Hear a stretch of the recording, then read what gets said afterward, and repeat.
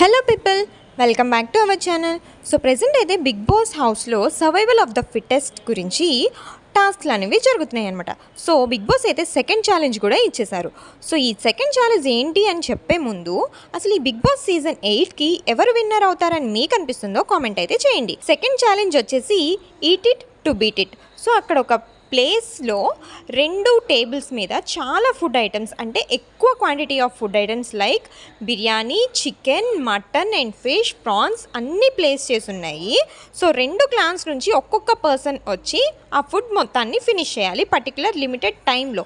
So అలా వాళ్ళు finish చేయగలిగితే కనుక ఈ ఛాలెంజ్కి విన్ అయినట్టు ఆర్ ఎల్స్ లూజ్ అయినట్టు. సో సోనియా అండ్ నబీల్ అయితే తినడం స్టార్ట్ చేశారు.